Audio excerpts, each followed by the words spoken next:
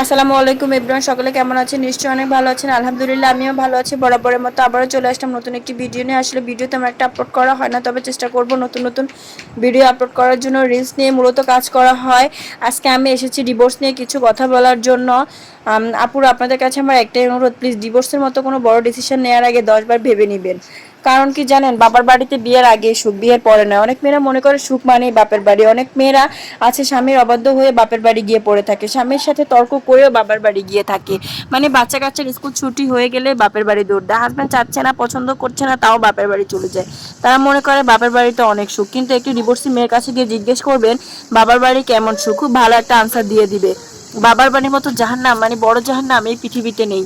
অনেক ডিভোর্সি মেয়ের কথা শুনেছি, তাদের একটি কথা ছিল, আমার সিদ্ধান্ত ভুল ছিল, আর একটু যদি মানিয়ে নিতাম, আর একটু যদি ধৈর্য ধরতাম, আর একটু যদি অপেক্ষা করতাম, আরও 2টা বছর যদি সংসার করতাম, তাহলে আমার সংসারটা টিকে যেত।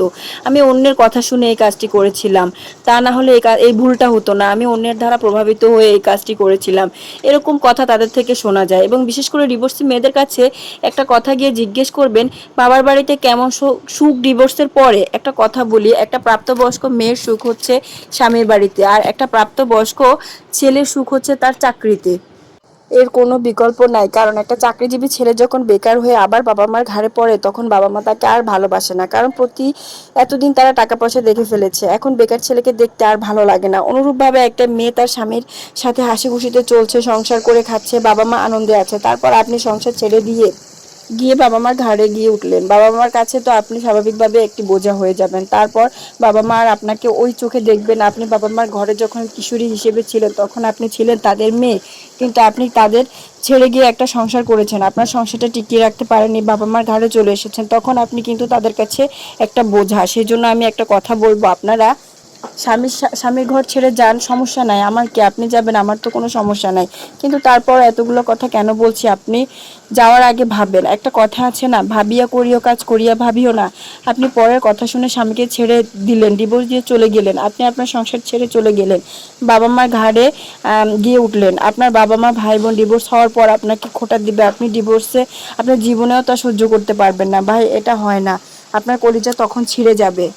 তখন মনে হবে আরে স্বামী আর যাই করতো, দিন শেষে খাবার তো এনে দিত। আর আপনার বাপের বাড়ি তখন নিজেকে মেহমান মনে হবে। তখন তারা কথা বলার পরে যতই আপনার সামনে খাবার এনে দিক না কেন, তা আপনার গলা দিয়ে নামবে না। ভাই, এই জন্যই আমি মেয়েদেরকে বারবার বলবো, আপনারা ধৈর্যশীল হন। আপনারা ডিভোর্সের ব্যাপারে অন্তত এত বড় সিদ্ধান্ত নিতে যাবেন না।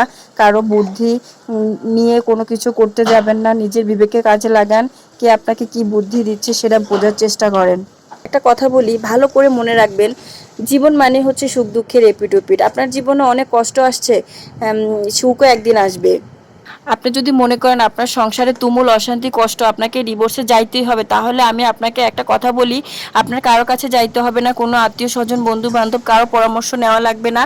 আপনি শুধু খুঁজে বের করেন যে কোন ডিভোর্সি মেয়ে ডিভোর্স হওয়ার পরে তার বাবা মায়ের কাছে আছে, আপনি তার কাছে যান, তার অভিজ্ঞতার কথা জানার চেষ্টা করবেন। তাহলে সেই মেয়ে বুঝিয়ে দিবে যে আপনি কোনটা করবেন আর কোনটা করবেন না। আপনার হাজবেন্ডের সাথে আপনার বোনাবনি হচ্ছে না, সেজন্য আপনি ডিভোর্স নিতে চাচ্ছেন। আসলে আল্লাহ চাইলে মানুষকে যখন তখন পরিবর্তন করতে পারে, সে চাইলে তাকেও পরিবর্তন করতে পারে। সেজন্য বলছি আপুরা, প্লিজ ডিভোর্সের মতো এত বড় সিদ্ধান্ত নেবেন না। ডিভোর্স কখনো একটা মেয়ের জীবনে সুখ নিয়ে আসতে পারে না। প্লিজ সবাই আমার কথাগুলো ভালোভাবে নেবেন, সবাই আমার পেজটা ফলো করবেন, আমার পাশে থাকবেন।